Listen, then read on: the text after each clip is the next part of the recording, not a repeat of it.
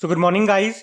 तो चलिए स्टार्ट करते हैं आज के यानी कि 26 मई के इंपॉर्टेंट करंट अफेयर्स को। देखिए हमारा पहला इंपॉर्टेंट प्रश्न क्या है। अभी हाल ही में किसे 2021 के संगीत कला निधि पुरस्कार के लिए चुना गया? तो आंसर होगा भक्तवत्सलम। एक्चुअली में अभी संगीत अकादमी ने 3 सालों के लिए 2020, 2021 और 2022 के लिए संगीत कला निधि पुरस्कारों की घोषणा की है। तो तीनों के बारे में आपको बता रहा हूं, मतलब तीनों सालों के लिए। तो 2020 की अगर बात करेंगे तो प्रसिद्ध गायक हैं, पूरा नाम है इनका नेवेली आर संथान गोपालन। तो इन्हें मिला 2020 का। हमने कहा 2021 के लिए चुना गया है मृदंगम वादक तिरुवरूर भक्तवत्सलम को, और 2022 के लिए 2 जनों को चुना गया है। एक हैं वायलिन वादक JJR कृष्णन और दूसरे हैं JJR विजयलक्ष्मी। लेकिन प्रश्न में 2021 के लिए पूछ रहे हैं तो इसका आंसर होगा भक्तवत्सलम। तो ये जो संगीत कलानिधि पुरस्कार है इसे कर्नाटक संगीत के क्षेत्र में सर्वोच्च पुरस्कार माना जाता है। ये पुरस्कार मद्रास संगीत अकादमी के द्वारा दिया जाता है। अच्छा, अगर आपसे पूछा जाए एग्जाम में कि अभी 31वां GD बिरला पुरस्कार किसे मिला? नारायण प्रधान को। सरस्वती सम्मान 2021 का किसे मिला? रामदरस मिश्रा को। ये 31वें नंबर का है, उनके कविता संग्रह मैं तो यहां हूं के लिए। अच्छा, अभी 56वां ज्ञानपीठ पुरस्कार किसे मिला था? नीलमणि फूकन को। और 57वां 57 नंबर का मिला था दामोदर माउजो को। तो ये नाम भी अभी न्यूज में थे, इनको याद रखना। बढ़ते आगे। और हाँ गाइस, देखिए अनअकैडमी कंडक्ट कर रहा है इस बार SSC मेगा कॉम्बैट। कब? 29 मई को। और इस टेस्ट को लगा करके आप जीत सकते हैं 1 करोड़ रुपए तक की स्कॉलरशिप। और यहाँ पे आपका जो क्वेश्चन पेपर होगा वो अनअकैडमी के जो टॉप एडुकेटर्स हैं वो सेट करेंगे। एग्जाम पैटर्न में ही आपके क्वेश्चन सेट होंगे और एग्जाम के बाद सभी क्वेश्चन का वीडियो सॉल्यूशन भी आपको मिल जाएगा। तो आपको टेस्ट जरूर लगाना है ताकि आपकी एग्जाम की प्रिपरेशन कैसी चल रही है कम से कम यही आपको पता चल सके। और ये टेस्ट बिल्कुल फ्री में अवेलेबल है, इसलिए मैं आपको बोल रहा हूं आप सभी को टेस्ट लगाना है। तो लिंक आपको मिलेगा नीचे डिस्क्रिप्शन में। तो वीडियो के बाद उस पर क्लिक करके अपने आप को एनरोल जरूर से कर लेना ताकि जब भी एग्जाम होगा आपको एक बार रिमाइंडर आ जाएगा। जब उस लिंक पे क्लिक करके आप जाओगे तो वो एक कोड मांगेगा फ्री में टेस्ट देने के लिए। तो टाइप करना क्रैक एग्जाम 10। टेस्ट आपका होगा 29 मई को 12 बजे ये शुरू हो जाएगा। और कुछ लकी ड्रॉ के द्वारा कुछ स्टूडेंट्स को सेलेक्ट किया जाएगा, उन्हें भी कुछ प्राइज मिलेंगे, छोटे मोटे मिलेंगे। तो हमारा मेन मकसद प्राइज नहीं है, हमारा तो खुद का एनालिसिस करना कि हमसे कितने क्वेश्चन बन पा रहे हैं, क्या टाइम में हम क्वेश्चन कर पा रहे हैं। लेकिन फिर भी बाय लक अगर प्राइज मिल जाता है तो क्या बुरा है। तो इस तरह के जो फ्री टेस्ट होते हैं जब भी मैं आपको बताया करूं तो उसे आप जरूर दिया करें, क्योंकि आप तैयारी कर रहे हो अच्छी बात है, लेकिन अगर कोई टेस्ट नहीं लगाओगे, कोई क्विज सॉल्व नहीं करोगे तो कैसे आपको पता लगेगा कि जो तैयारी कर रहे हो वो कितनी चीजें आपको याद रही है और कितने समय में आप क्वेश्चन को सॉल्व कर पा रहे हो। प्रैक्टिस तो आपको करनी पड़ेगी क्विज या टेस्ट लगा करके ही। तो ये ध्यान रखना। अभी हम बढ़ते हैं आगे। फिर बताइए अभी हाल ही में किसे विश्व स्वास्थ्य संगठन के प्रमुख के रूप में नियुक्त किया गया? तो आंसर होगा टेड्रोस अधानोम गेब्रेयस। तो WHO वर्ल्ड हेल्थ ऑर्गेनाइजेशन के अभी प्रमुख यही है, टेड्रोस अधानोम। और अभी एक बार फिर से उन्हें 5 सालों के लिए नियुक्त किया गया है। आपको बता दूं वे इस पद पर आने वाले पहले अफ्रीकी हैं और एकमात्र महानिदेशक हैं जो चिकित्सक के रूप में योग्य नहीं है। चलो आप तो मुझे बताओ अभी इंटरनेशनल लेबर ऑर्गेनाइजेशन के प्रमुख कौन बने थे? Gilbert Houngbo. और इस पद पर आने वाले वो पहले अफ्रीकी ही थे। और पहले अफ्रीकी से आपको एक और याद आएगा प्रश्न कि अभी प्रित्जकर पुरस्कार पाने वाले पहले अफ्रीकी कौन बने? तो आंसर होगा फ्रांसिस केरे। और अभी नाटो के अध्यक्ष जो हैं जेंस स्टोल्टेनबर्ग, इनका कार्यकाल 1 साल के लिए बढ़ाया। अच्छा बताओ नोबेल प्राइज ऑफ वाटर किसे कहते हैं? स्टॉकहोम जल पुरस्कार को। और 2022 का ये जीता है विल्फ्रेड बुटसर्ट ने। बाकी देखो WHO की बात करते हैं। स्थापना होती है 7 अप्रैल 1948 को, इसीलिए तो 7 अप्रैल को हम वर्ल्ड हेल्थ डे मनाते हैं। लेकिन अगर आपसे एग्जाम में पूछ ले कि world day for safety and health at work ये कब मनाया जाता है? 28 अप्रैल को। और WHO का हेडक्वार्टर जेनेवा स्विट्जरलैंड में है। चलो एक प्रश्न आपसे मैं पूछूंगा, करंट अफेयर्स का प्रश्न है कि WHO global centre for traditional medicine की आधारशिला कहां पर रखी गई? जामनगर गुजरात में। अभी WHO ने तंबाकू छोड़ो एप्लीकेशन यानी कि क्विट टोबैको एप्लीकेशन को भी लॉन्च किया था। तो ये सब याद रखना। बढ़ते आगे।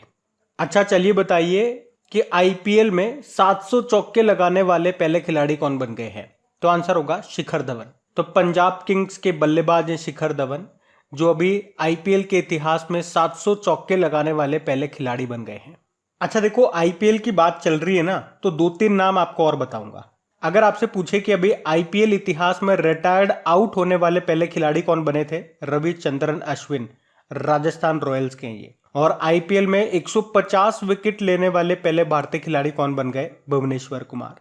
इसके अलावा आईपीएल के एक सीजन में 3 शतक लगाने वाले पहले बल्लेबाज कौन बने, तो आंसर होगा जॉस बटलर। ये भी राजस्थान रॉयल के हैं, वैसे तो इंग्लैंड के प्लेयर है ये। अभी आपको बताया 2022 में कौन से नंबर का आईपीएल चल रहा है, 15वें नंबर का। टोटल कितनी टीमें खेल रही है, 10 टीमें। आपको बताया ना 2 नई टीमें शामिल हुई है इस बार, अहमदाबाद टीम और लखनऊ टीम। अहमदाबाद टीम का नाम हो गया है गुजरात टाइटंस, जिसके कप्तान बने हार्दिक पांड्या। और लखनऊ टीम का नाम हो गया लखनऊ सुपर जायंट्स, जिसके कप्तान बने केएल राहुल। चलो आप तो मुझे बताओ, देश का पहला स्पोर्ट यूनिकॉर्न कौन सा बना, चेन्नई सुपर किंग। और याद रखना, मेटावर्स में एंट्री लेने वाली पहली आईपीएल टीम बनी है गुजरात टाइटंस। और 2022 और 2023 के आईपीएल का टाइटल स्पॉन्सर बन गया है टाटा ग्रुप, जबकि 2022 के आईपीएल का ऑफिशियल पार्टनर बना है रुपे। तो ये सारे इंपॉर्टेंट पॉइंट मैंने रिलेटेड टू आईपीएल आपको बताया, इनको याद रखना। बढ़ते आगे। अच्छा बताइए, मई 2022 में जारी टाइम्स की 100 सबसे प्रभावशाली लोगों की 2022 की सूची में कितने भारतीयों को शामिल किया गया, तो आंसर होगा 3 को। तो 3 में से एक है सुप्रीम कोर्ट की वकील करुणा नंदी, एक है बिजनेस टाइकून गौतम अडानी, और एक प्रमुख कश्मीरी मानवाधिकार कार्यकर्ता है जिनका नाम है खुर्रम परवेज। तो अभी इन 3 भारतीयों को टाइम पत्रिका के द्वारा 2022 के दुनिया के 100 सबसे प्रभावशाली लोगों की सूची में शामिल किया गया। और ये जो सूची है ना, इसको 6 श्रेणियों में डिवाइड किया गया है। और ये जो लिस्ट है, ये जो सूची है, इसको 6 श्रेणियों में 6 कैटेगरी में डिवाइड किया गया है। तो गौतम अडानी को टाइटंस श्रेणी में रखा है, और करुणा नंदी और परवेज को लीडर्स श्रेणी में रखा है। चलो आप मुझे बताओ, अभी time magazine person of the year 2021 किसे चुना गया था, एलन मस्क को। और time magazine athlete of the year 2021 चुना गया था सिमोन बाइल्स को। ये अमेरिका की जिम्नास्टिक है। और अगर आपसे पूछा जाए टाइम मैगजीन का पहला किड ऑफ द ईयर का अवार्ड किसने जीता था, गीतांजलि राव ने। ये भारतीय मूल के अमेरिकी युवा वैज्ञानिक हैं। तो ये सब याद रखना। बढ़ते आगे। चलो बताओ, विश्व थायराइड जागरूकता दिवस कब मनाया गया, वर्ल्ड थायराइड अवेयरनेस डे 25 मई को। तो थायराइड रोगों, उनके लक्षणों, रोकथाम और उपचार के बारे में जागरूकता और समझ को बढ़ावा देने के लिए 25 मई को, हर साल 25 मई को ये वर्ल्ड थायराइड अवेयरनेस डे के रूप में मनाया जाता है। इस बार की थीम क्या है, यह आप नहीं है, यह आपका थायराइड है। अच्छा, एक साइंस का प्रश्न भी बनेगा। अगर आपसे पूछे हमारे शरीर की सबसे बड़ी अंतःस्रावी ग्रंथि एंडोक्राइन ग्लैंड कौन सी है, तो आंसर होगा थायराइड ग्लैंड। गले में होती है। ये कहाँ पे होती है, गले में। अच्छा, जब भी इंपॉर्टेंट डे वाला क्वेश्चन आता है, उस महीने के सारे इंपॉर्टेंट डेज हम लोग रिवाइज करते हैं। आज मैं आपको रिवाइज नहीं कराऊंगा और ना ही आपको लिखने के लिए बोलूंगा। अभी हाथों हाथ 3-4 प्रश्न मैं आपसे पूछने वाला हूं, तो उसके उत्तर आपको कमेंट बॉक्स में साथ के साथ देने हैं। मेरा पहला प्रश्न, वर्ल्ड प्रेस फ्रीडम डे ये हमने कब मनाया, लिखो उत्तर। उसके अलावा बताओ, वर्ल्ड थैलेसीमिया डे हमने कब मनाया। उसके साथ ही आपको बताना है वर्ल्ड रेड क्रॉस डे ये हमने कब मनाया। अभी नेशनल डेंगू डे ये कब मनाया गया था।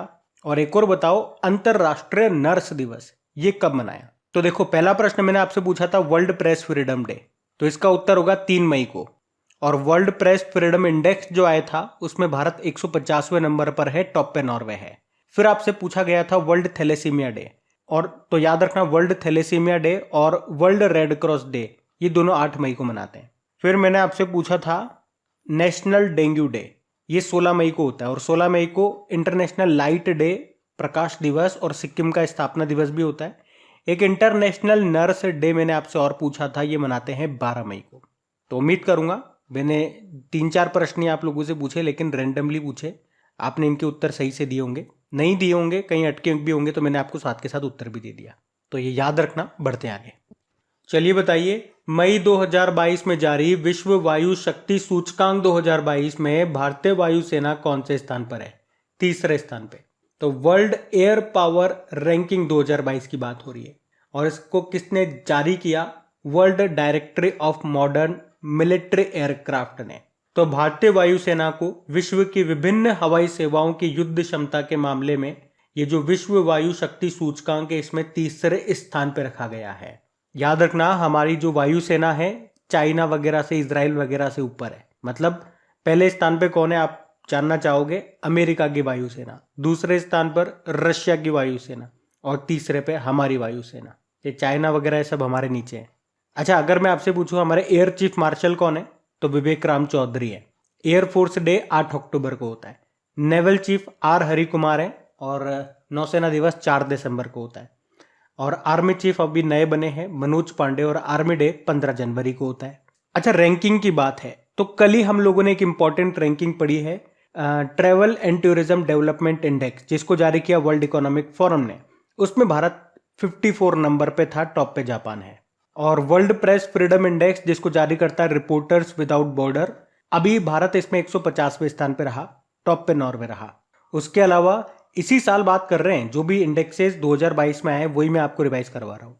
वर्ल्ड हैप्पीनेस रिपोर्ट आई थी जिसको यूनाइटेड नेशन ने जारी किया, उसमें भारत 136 नंबर पे था और टॉप पे रहा फिनलैंड। आपको याद होगा अभी लोकतंत्र सूचकांक डेमोक्रेसी इंडेक्स आया था, उसमें भारत 46 नंबर पे था, टॉप पे नॉर्वे था। और एक भ्रष्टाचार सूचकांक आया था, करप्शन परसेप्शन इंडेक्स 2021, जिसको ट्रांसपेरेंसी इंटरनेशनल ने जारी किया था, उसमें भारत 85 नंबर पे था। तो ये कुछ इंपॉर्टेंट सेलेक्टेड इंडेक्सेस मैंने आपको बताया, इनको ध्यान रखना। बढ़ते आगे। अच्छा बताइए, मई 2022 में कहाँ शिरुई लिली महोत्सव 2022 का चौथा संस्करण शुरू हुआ? तो आंसर होगा मणिपुर में। तो मणिपुर में राज्य स्तरीय शिरुई लिली महोत्सव का अभी चौथा संस्करण शुरू हो चुका है। यह महोत्सव शिरुई लिली के फूल के बारे में जागरूकता पैदा करने के उद्देश्य से इसका आयोजन किया जाता है, इस महोत्सव का। और ये जो त्यौहार है, ये जो महोत्सव है, ये अप्रैल और मई के महीने के आसपास आयोजित किया जाता है। क्यों? क्योंकि ये शिरुई लिली के खिलने का मौसम होता है। और ये जो फूल है ना, केवल मणिपुर के उखरुल जिले में पाया जाता है और इसे दुनिया में कहीं भी नहीं उगाया जा सकता। तो शिरुई लिली महोत्सव कहाँ मनाते हैं पूछेंगे तो सीधा आंसर करना मणिपुर में। अब बात मणिपुर की है तो ये रहा मैप में मणिपुर, कैपिटल इम्फाल है। अच्छा, इम्फाल से याद आएगा आपको, अभी 12वीं राष्ट्रीय सब जूनियर महिला हॉकी चैंपियनशिप 2022 का आयोजन हुआ था, जिसको कितने जीता? हरियाणा ने झारखंड को हरा करके। यहाँ के मुख्यमंत्री एन बीरेन सिंह और गवर्नर है एल गणेशन। और मणिपुर में संगाई फेस्टिवल मनाया जाता है, एक नट संकीर्तन उत्सव भी हमने यहाँ पे मनाया था। देखो, मणिपुर में लोकटक झील है, इसी को फ्लोटिंग लेक भी कहते हैं, और ये नॉर्थ ईस्ट इंडिया की सबसे बड़ी मीठे पानी की झील है। और इसी पे आपको दुनिया का एकमात्र 13वां नेशनल पार्क भी मिल जाएगा, जिसका नाम है काबुल लामजाओ नेशनल पार्क। अभी मणिपुर के काले चावल को, हाथी मिर्च को और तामेंग लोंग संतरे को जीआई टैग मिला था। उसके अलावा आपको याद होगा देश का पहला नेशनल स्पोर्ट्स यूनिवर्सिटी, ये आपको मिलेगा मणिपुर में। अच्छा, मणिपुर के मार्शल आर्ट को क्या कहते हैं? थांग टा कहते हैं, याद रखना। बढ़ते आगे। चलिए बताइए, मई 2022 में भारत और किस देश के बीच में बोंगो सागर नौसैनिक अभ्यास का आयोजन हुआ? तो आंसर होगा बांग्लादेश। तो भारत और बांग्लादेश की नौसेनाओं के बीच में ये एक नौसैनिक अभ्यास है जिसका नाम है बोंगो सागर, और इस साल ये इसका तीसरा संस्करण है। लेकिन ये 2 चरणों में होता है। पहला चरण अभी 24 और 25 मई को हुआ। कहाँ पे? पोर्ट मोंगला, बांग्लादेश में। और इस चरण को कहा गया हार्बर चरण। दूसरा जो है ये है समुद्री चरण, जो कि अब होगा 26 और 27 मई को बंगाल की खाड़ी में। अच्छा, इसी तरह से आपको याद होगा अभी बांग्लादेश के साथ में हमने कॉर्पेट नाम का एक्सरसाइज भी किया था। बांग्लादेश के साथ हम संप्रीति नाम की एक्सरसाइज भी करते हैं और मेनामती मैत्री अभ्यास भी करते हैं। और इस साल में आपको बताऊं तो सबसे पहले हमने रशिया के साथ एक एक्सरसाइज किया था पैसेक्स नाम का, अरब सागर में। हमने जापान के साथ भी एक्सरसाइज किया है धर्मा गार्जियन, बेलगाम कर्नाटक में। हमने ओमान के साथ एक्सरसाइज किया था अभी ईस्टर्न ब्रिज नाम से, राजस्थान के जोधपुर में। उज्बेकिस्तान के साथ में हमने डस्टलिक नाम का एक्सरसाइज किया उज्बेकिस्तान में। सेशल्स के साथ हमने लिमितिये नाम की एक्सरसाइज की है, सेशल्स में ही। और फ्रांस के साथ हमने वरुण नाम का एक्सरसाइज भी किया था। श्रीलंका के साथ अभी स्लाइनेक्स नाम का एक अभ्यास भी किया था। तो ये सारे पॉइंट ध्यान रखना आप। बढ़ते आगे। चलिए बताइए, मई 2022 में किस राज्य सरकार ने पार तापी नर्मदा नदी जोड़ परियोजना को रद्द कर दिया? तो आंसर होगा गुजरात। तो अभी गुजरात सरकार ने आदिवासियों के लगातार विरोध के बाद एक महत्वाकांक्षी नदी जोड़ परियोजना को रद्द कर दिया, क्योंकि सरकार को डर था कि वे विस्थापित हो सकते हैं। कौन? आदिवासी लोग। तो ये है पार तापी नर्मदा लिंक परियोजना। देखो, नदी जोड़ परियोजना का लक्ष्य क्या होता है कि जिस नदी में बाढ़ की स्थिति रहती है तो उस नदी के जल को हम ट्रांसफर कर दें कहाँ पे? ऐसी नदियों में या ऐसी जगह पे जहाँ पे सूखे की स्थिति रहती है, जो नदियां सूखी रहती है। आपको याद होगा एक काफी चर्चित नदी जोड़ परियोजना है केन बेतवा नदी जोड़ परियोजना। वैसे आपने पढ़ा होगा, केंद्रीय मंत्रिमंडल ने इसको मंजूरी भी दे दी है। 8 साल में लगभग बनके ये तैयार हो जाएगी और इसकी अनुमानित लागत आने वाली है 44,605 करोड़ रुपीस। अच्छा, इसके बीच में, इस परियोजना के बीच में एक नेशनल पार्क है, वो बताओ। ये प्रश्न भी इंपॉर्टेंट है। पन्ना टाइगर रिजर्व। और आपको बता दूं, बेतला नदी पर बुंदेलखंड में एक परियोजना है। कौन सी? माता टिला परियोजना। अच्छा, मुझे एक प्रश्न का उत्तर दो, अमृत क्रांति का संबंध किससे है? नदी जोड़ परियोजना से। और अमृत से याद आएगा अमृत महोत्सव। ये क्या है? आजादी की 75वीं वर्षगांठ को हम अमृत महोत्सव के रूप में मना रहे हैं। अच्छा, इडुक्की परियोजना या इडुक्की बांध किस नदी पर है? पेरियार नदी पर, केरल में। मेट्टूर बांध ये आपको कावेरी नदी पे मिलेगा, तमिलनाडु में।